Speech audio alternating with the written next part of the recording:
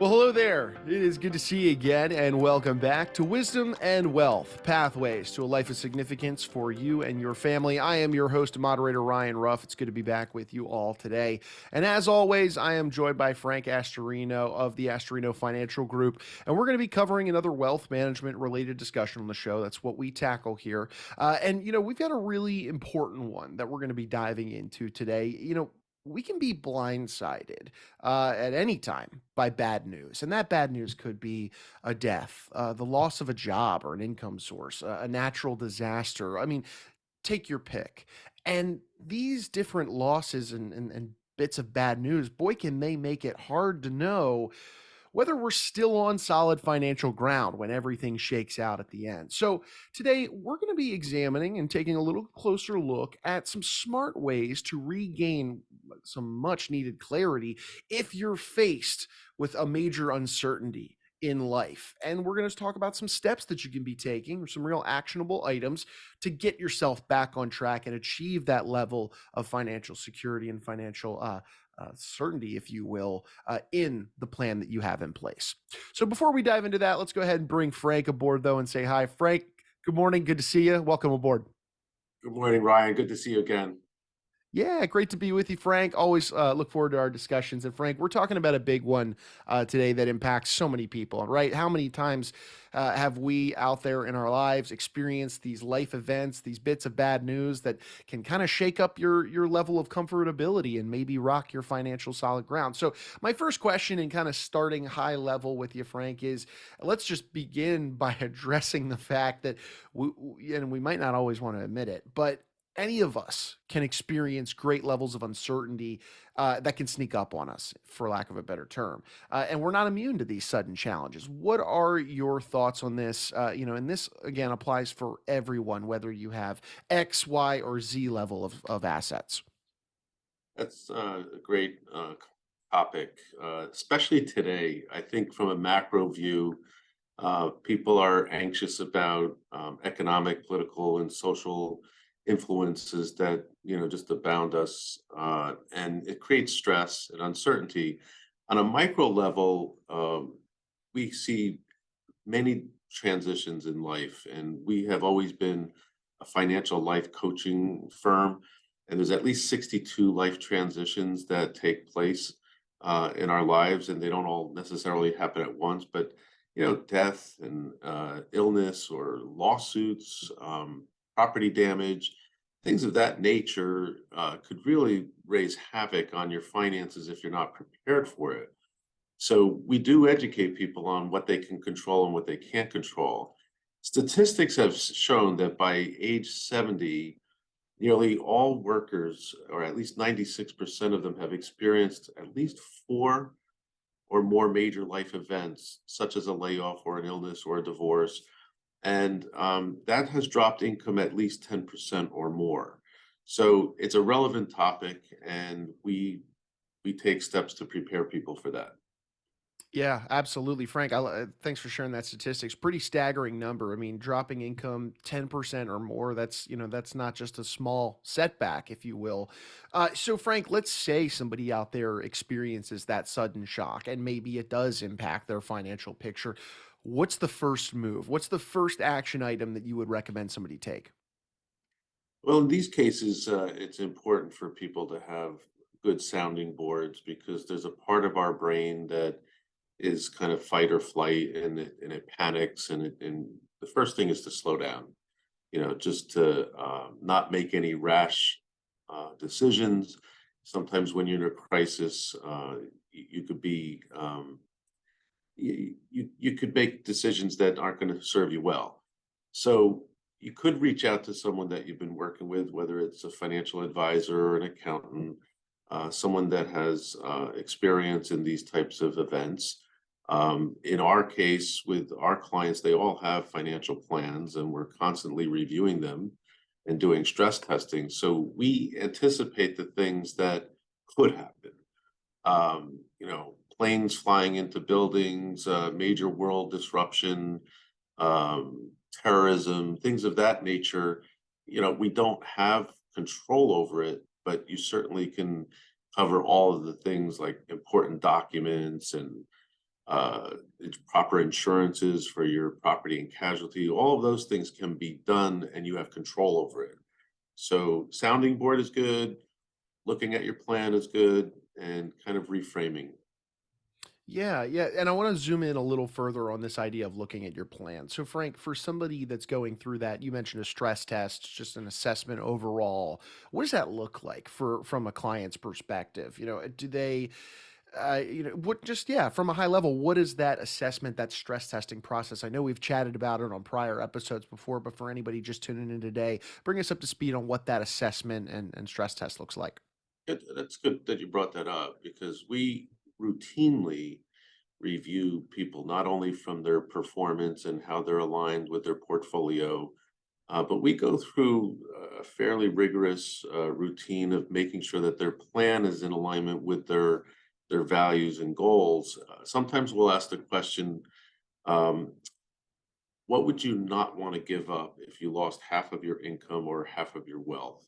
And that gets them to kind of zoom in on what's really important to them. It's, the health of their children. It might be, having enough cash available to get you through an emergency. So those cash and cash flow tend to be um, where, as a practitioner, we would zoom in on to make sure that you can handle disruption in your life. Stuff does happen, and we like to make sure you have a stuff happens fund, and that's usually 4 to 6 months worth of your living expenses, depending on the environment that we're in. Sure, sure, Frank. And in double clicking a little deeper into the financial situation here, when you're looking under the hood at somebody's existing financial solutions, talk to me about how a stress test evaluates these to make sure that the most effective strategies are in fact in place. Well, as financial advisors, we're known for having a lot of checklists. So some of the obvious things are we look at your balance sheet routinely, we look at your tax return. We want to make sure that people have the appropriate insurance coverages too. A lot of people overlook property and casualty. They may not have an umbrella policy. They may not have agreements in place if they have a partner in their business. Um, Things of that nature we check out. A lot of people aren't prepared for what I consider the four hazards of wealth. And we were interviewed a while ago on CNBC on this. And the first major disruption of wealth is a divorce. So, we try to encourage people to make sure you choose wisely and have your financial issues covered, and you have a good communication with that. The second is a lawsuit. If you're a business owner and 70% of our GDP is probably through the efforts of small businesses throughout the country, it's not often that you could have a lawsuit. It's not often that, but you can have major disruption like the pandemic. A lot of these small businesses suffered.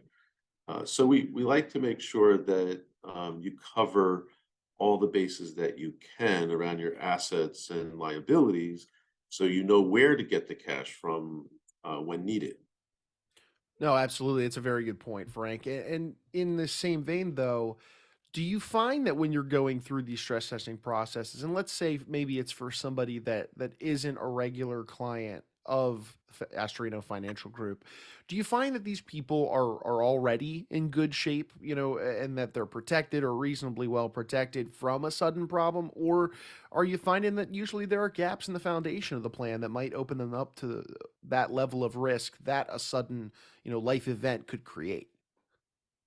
Well, while financial planning has become more mainstream than it did when I first came into the business, it's more common for someone to have a financial advisor. So that's a good thing. However, I think psychologically and emotionally, most people may think they're pretty good shape, and they may not be prepared for the emotional trauma that comes with major setbacks, like a divorce or a business disruption, someone's death or illness. Sometimes illnesses. I've had clients who had to take care of an aging parent for like 8 years, and it changed their whole life. So those types of experiences and stories are numerous. And I would say everybody that is in fair shape or good shape could always be more optimal by having those stress tests and periodic reviews. Usually, when times are good, people are less likely to want to come in for an appointment or a Zoom call. But that's when you should. When things are good and you're calm, is when you want to prepare for the unknown. Sure, sure, absolutely. And speaking of that that emotional reaction, if you will, look, we're all guilty of it when a big life event rears, its head and it causes maybe financial stress. It's hard to not make emotionally charged decisions, or rather, at least just feel emotional about that moment. So Frank, what is your advice then for somebody that is, they're having a hard time trying not to get swept up in the emotions. And what would be your advice then for kind of cooling down their engines, helping them stay calm when faced with that stress and that feeling of being out of control now? So the first thing would be to tap into the usual suspects. First calm the body, and however you do that through mind control, yoga, meditation, running, weightlifting.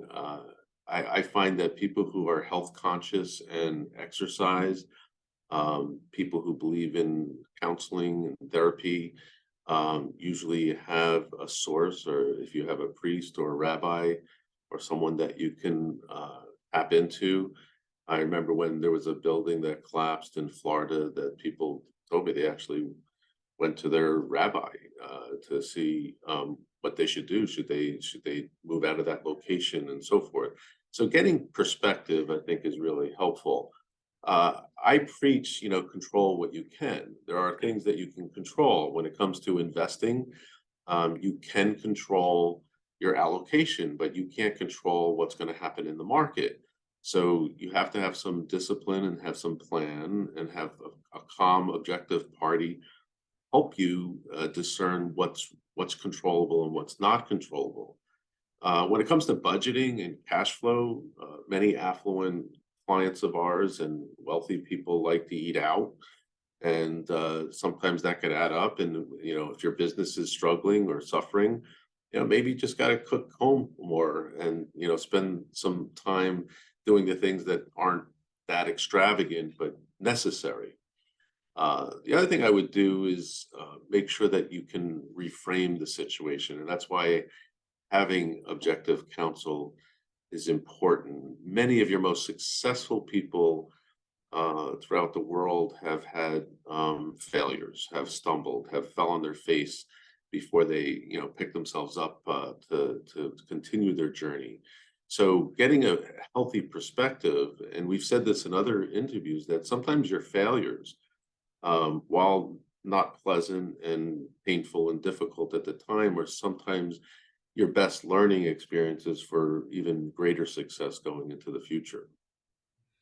Absolutely. I appreciate you saying that, Frank. But now I want to kind of tackle the flip side here of this whole conversation, and that is, let's say somebody goes through that stress testing assessment with you and your team, and it reveals some issues. It does show that there's some real financial risk because of a certain situation that is occurring in their life.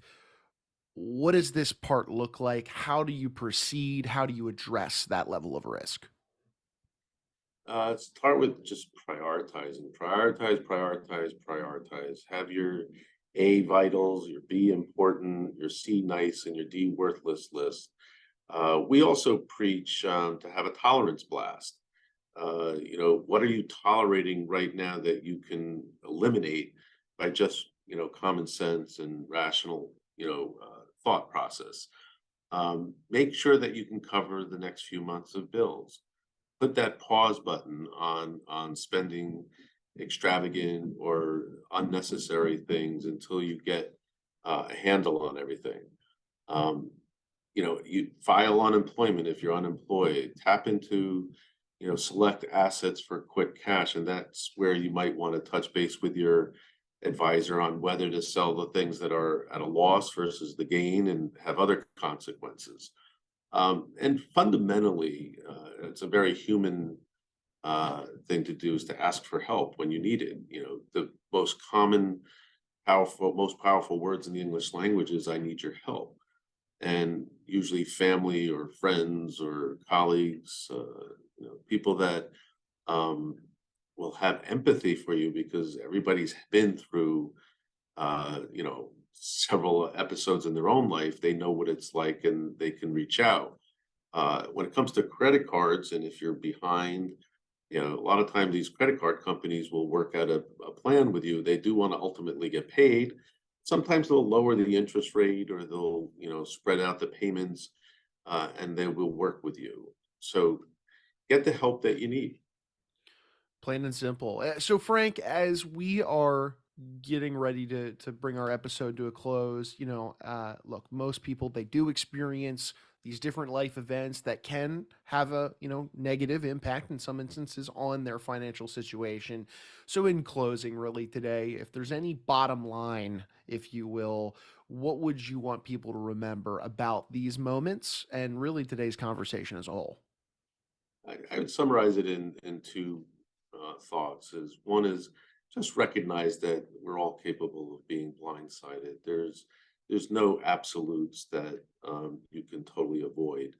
And then the other is to gain much needed clarity on the situation, to calm yourself down and have maybe some objective feedback and reframing so that you may see it from a better light than it being just a crisis and something that can't be worked out. So take your time, pause, and get the clarity that you need on the situation. Sure, sure, Frank. And for somebody that is seeking that clarity, maybe they're interested in going through that stress testing assessment that you had alluded to earlier. What would be the best way they could reach out and get in touch with you and your team to just maybe start that process or just frankly open up a dialogue? I think speaking to someone either in our firm and getting on the calendar, or it could be a 15-minute call, it could be a half hour, it could be 2 hours, but reach out to Karen or Vicky, and our telephone number and address and email is all on the website, AstorinoFinancialGroup.com. And there's always someone that will reach out and want to welcome you. Fantastic. Well, look, Frank, I know you're a busy man. You've got clients to serve. We'll let you get back to doing that. But I appreciate you carving some time out, jumping on and diving into this idea of financial uncertainty. It's not a fun conversation. Usually it's fraught with emotionally charged decisions and moments in our lives that we don't want to have to deal with. But hey, when it happens, it's nice to know that you have a plan in place. And I think we did a nice job of laying a foundation of that today. So thank you. It's always a pleasure. This is what we do. We enjoy it. Thank you. Of course, of course. Thanks, Frank. And hey, look, folks, we want to take one final moment, as always, and say thank you to the audience for jumping by and or stopping by rather and being with us on the show today. If you took anything away from today's discussion, you benefited from it in any way, shape, or form, make sure you hit that subscribe button then on whichever platform you checked us out on today. That way you never miss out on another conversation between Frank and myself, where we dive into these different wealth management related discussions and address some of the biggest questions that clients are coming to Frank with to help, really tackle some of the financial challenges that exist in their world. Before Frank, I'm Ryan. We're going to go ahead and say so long today, but we appreciate you stopping by and being with us on Wisdom and Wealth.